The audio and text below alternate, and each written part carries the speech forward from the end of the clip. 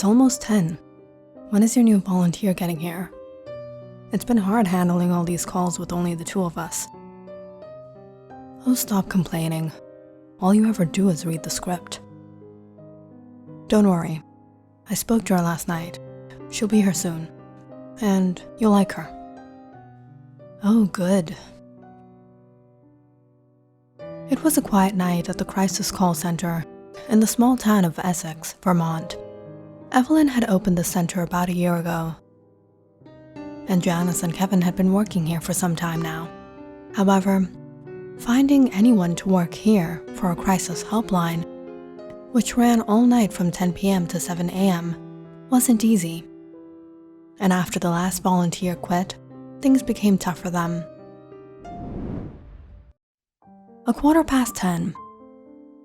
Evelyn suddenly heard a voice at the front desk. Hello. Hi, I'm Olivia. I was here for the job. Olivia, yes, I'm Evelyn. We spoke over the phone. Come on in. We've been waiting for you. I'm sorry. I got a little late finding my way here. No problem. This is Kevin and Janice. They'll be working with you week round till 7 a.m. However, we did speak on the schedule. Olivia will be working till 5. Hello. Hey. So which one of you can guide Olivia through the prompts? As Janice sighed and leaned back, Kevin enthusiastically agreed. I'll do it. She can shadow me. Evelyn went off and Olivia sat down in her cubicle as Kevin slipped her some papers. But just as she was to pick it up, Olivia suddenly dropped them. Oh, I'm sorry. Nervous on the first day? Don't worry, it's easy. Just follow the script. It was just within a while the first call came. Olivia passed a glance at Kevin, who ushered her to take it.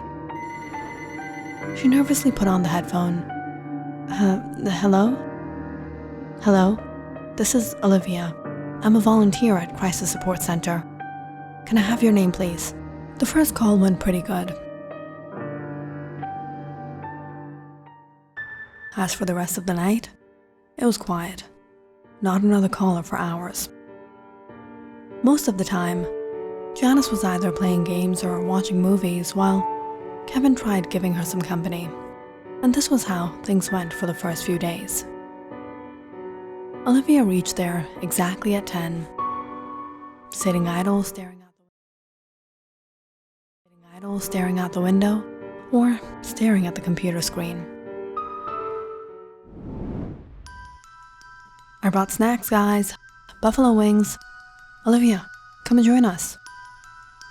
No, I'm fine. What? Are you vegetarian? No, I'm just not hungry. It was one rainy night. The electricity had strangely been acting up. Barely passing through the shift, at 5, Olivia pulled out her umbrella and took leave. As for Janice, she was still busy with the movie. And Kevin, he had been complaining to leave since he got here. Okay, just go. Thanks. Rushing out to catch up with Olivia, Kevin drove his bike up to her. The weather is horrible tonight. Come on, I'll drop you off. No, I'll be fine. I don't live too far. It's alright, I don't mind. Thank you, but I'll go myself. As Olivia walked on, suddenly a black cat ran across the street. Startled, Olivia stepped back, holding her chest. But Kevin chuckled. Are you always this easily scared and timid? I really don't like these things.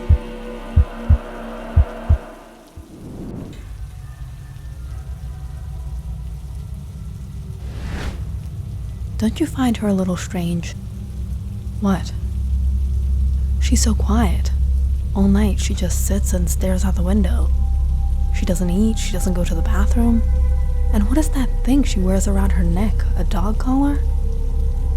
She's young and new, probably nervous. Try to welcome her. Yeah, it's like the slightest things scare her, but then again, she's only 19, She comes here at 10 p.m. and leaves on her own at 5. Even I don't risk traveling alone at this time.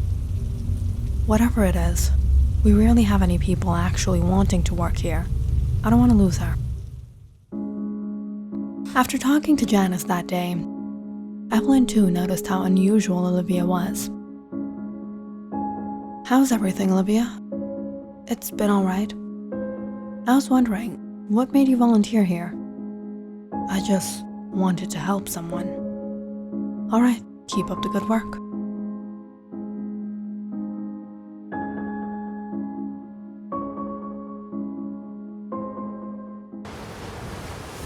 The weather had been wet for some days, and tonight, it seemed as if a storm were ravaging through the area. And in all this, sometime around midnight,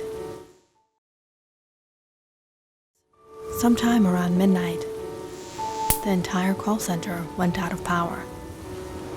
A power outage? This never happened before. Janice, there should be some candles in the lounge. I'll call the electricity company and see what's wrong. As Janice got the candles, Olivia and Kevin sat by the balcony. Looks like we'll have to wait an hour or so. They said there was some issue with the electrical lines. It'll take a while for them to check it out. As Janice returned with the candles, Olivia moved aside, seeing the fire. Oh, sorry, did I drop the wax? No, I just don't like fire. Right, now I guess we wait. The night is perfect for a game. And if you have a pencil? Taking a pencil out from his pocket, Kevin took the other from Olivia and wrote down 2 yeses and 2 nos, and crossed the pencils over each other. Charlie, Charlie. What? I don't like playing these games. It scares me. What game is this? It's like the Ouija board. You can talk to spirits. All right. As everyone huddled around, Kevin asked,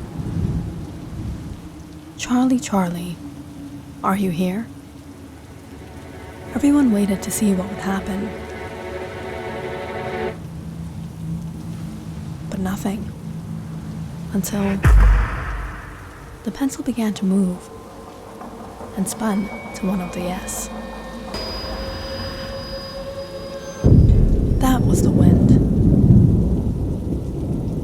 Alright, let's try again. This time, Olivia asked, Are you going to hurt us? After a while, the pencil took 2 turns and stopped at yes again.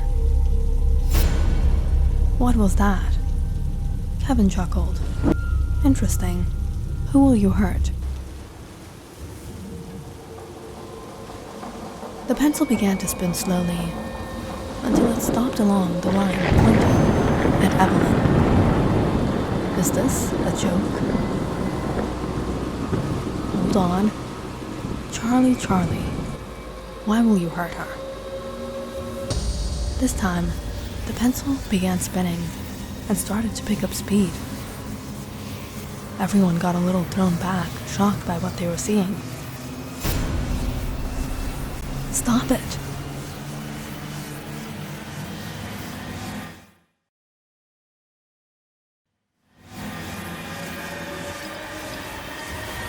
Kevin, stop it! Kevin quickly put his hand down and stopped the pencil. Luckily, within a while, the electricity returned. But everyone simply looked at each other, confused and scared. What just happened? It was fun. Fun? More like creepy. How did you do it? I didn't do anything. Sure you didn't. The rest of the night went by pretty smoothly.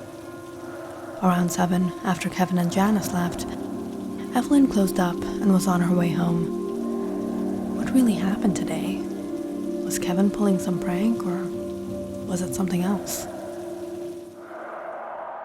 Awfully exhausted, when Evelyn got home, she darkened her room and went straight to bed.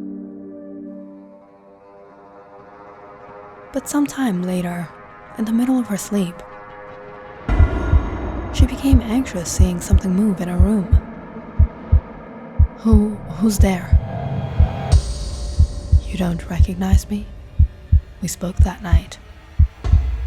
You? What are you doing here? How did you get... Isn't that what I should be asking you? Evelyn looked around, horrified to see nothing but darkness around her, as if she were floating in a void. She screamed out in fear as she opened her eyes. Oh, it was just a nightmare. But stranger things began to happen since that night. Evelyn always had this strange paranoia something was watching her.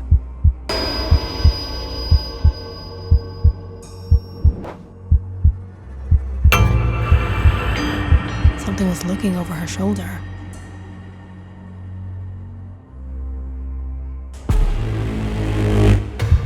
She couldn't walk the halls at the center without looking back. Something just didn't feel right. Did any of you go to the lounge after me? No, we were all here. And what was that?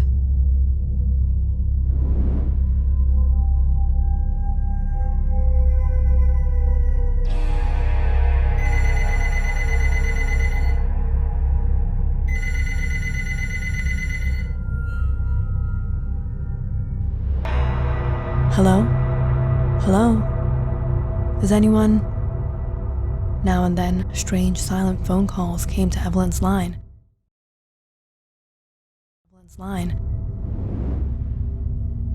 And on top of that, something was always off with the electricity. I need a break.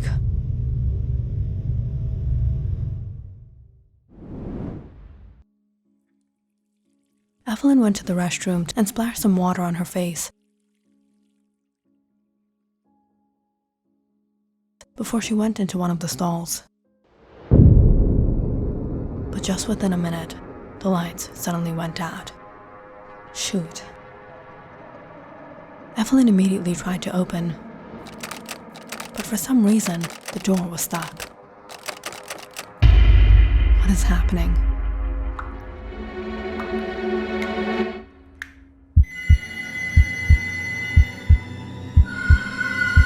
And then, Evelyn heard the sound of a phone ringing. A sound that sent chills down her spine in the absolutely empty bathroom. Help! Help!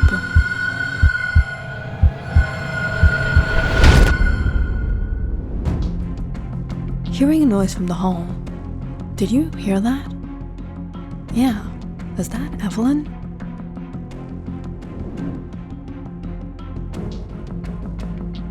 The three hurried to the bathroom to find the lights out. The lights aren't working. As Kevin lit his lighter, Janice immediately pulled open the stall.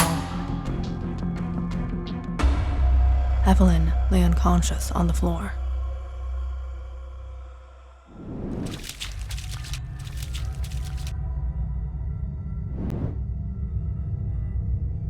Evelyn, what happened? Something strange has been going on ever since that night. That game. I've been having nightmares. I always feel like someone's following me. At the office, on the street, at home. What? That was just meant to be a game, Evelyn. I told you we shouldn't have played it. That day creeped Janice out to her core, and she quit. As for Olivia, she was paranoid as is. And Kevin, he didn't know what to believe until one night. He too saw something strange. There was no denying something unusual was happening. The electricity was suddenly always acting up. The strange silent calls at random hours of the night, and that feeling that someone was there. Someone was there. And in all this, it was another rainy night. The electricity went out for good. How long are we gonna stay like this? I called the company. They said they fixed the issue. I don't know why it's not working. I'll go check the panel on the roof. Grabbing his small pocket flashlight, Kevin went up to the roof, leaving Evelyn and Olivia in the dark. We used to think you easily got scared, and now look at us. Janice left, and I just can't tell you how I'm feeling right now. Sitting in complete silence, Evelyn turned to look at Olivia, when suddenly she realized there was no one there. Evelyn was all alone. Olivia? She scanned the office. And suddenly, she started to see something stir in the darkness. Olivia, is that you?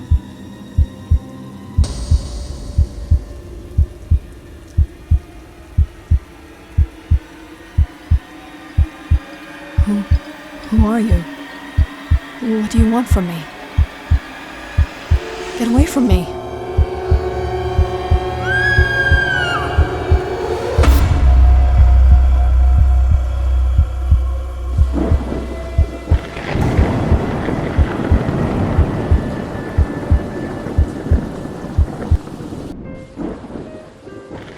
Olivia.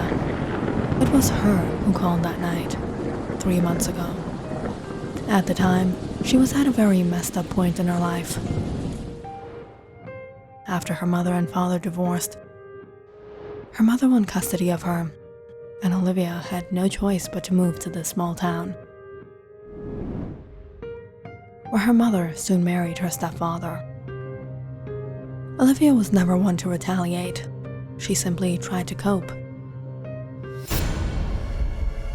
But things became unbearable when her stepfather tried to take advantage of her. Olivia didn't know how to confront her mother, and miserably suffered. And to make things worse, life outside of home wasn't of any solace either. After transferring to this new college, Olivia struggled to make a place of her own and was often picked on. Having no friends, no one to open up to, Olivia went into depression. She started hating her life. And things came to the point where she didn't want to live anymore.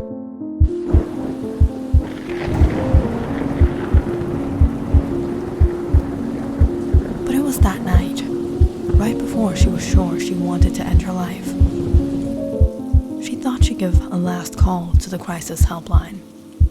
But what she didn't know was the crisis support center in Essex was nothing but a gimmick. Evelyn Johnson had opened this crisis support center, raising generous amounts of donations, not to help people, but to enjoy the good money. And for the first few months, she handled things quite well. But with time, Evelyn became frustrated with the calls. Hello, Crisis Support Center, how may I help you? I can't do this anymore. I don't want to live. Then why bother calling? Either suck it up or take your life already. Why be a burden for others? Evelyn often ended up taking out her frustration on her callers, rather than offering them any help at all. She never knew what happened with the callers, and she didn't care. And it was one of these days. Olivia called. Hello, Crisis Support Center. Hello. What do you want? I don't want to live anymore. I can't take this life. There's no point of living this life. What's your problem? Olivia explained everything about her parents' divorce, her stepfather, her life. But Evelyn was fed up. If you're so bothered about him, go ahead. Take your life. End everyone's problem. It's not them, it's you. You were the obstacle in your parents' life, and now you're the obstacle in your mother's life. You know what? Why don't you just sleep with him? Might as well get some fun out of your pathetic life. No one wants to be your friend. No one wants to be with you and listen to your pathetic life. What a waste of time. Evelyn put down the phone without even listening to what Olivia had said. But as the months went on like this, when Evelyn started to read news of certain people having taken their lives, she realized she needed to get her game together, or this center was going to get a bad reputation. So Evelyn decided to hire some volunteers, because she sure couldn't take another night of this. And that's when Olivia joined.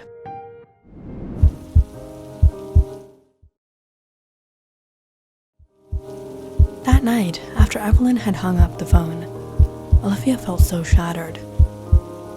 She decided she would end things right then and there.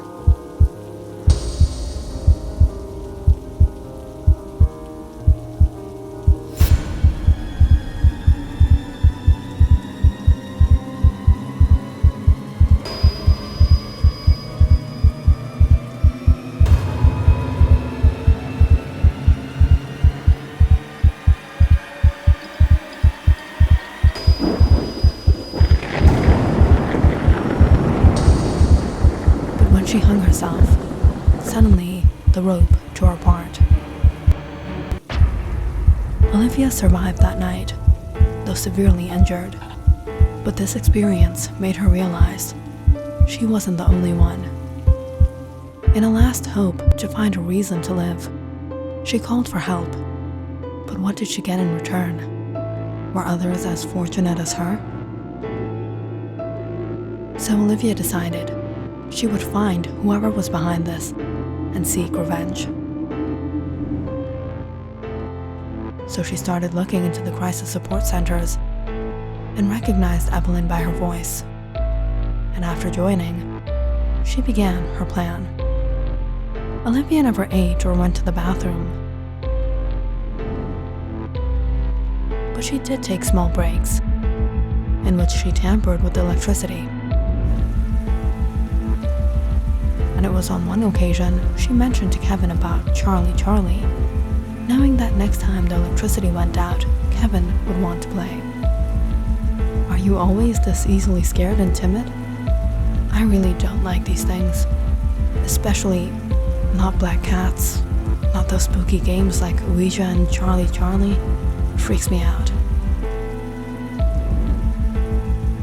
And that night, while they were playing Charlie, Olivia had intentionally given her pencil for the game, which she had fit a small magnet into the eraser and used it to manipulate the movements. And after that night, making everyone believe something was haunting the office was easy. It was Olivia who had been sending the random silent calls, trapping Evelyn in the bathroom, or simply ghosting her. And as for the nightmares, it was Evelyn's own conscience that was messing with her mind. And finally, she got what she deserved. Hearing a loud thud, Kevin rushed downstairs to find Olivia by the balcony. What happened? Where's Evelyn? She came to the balcony and slipped because of the rain.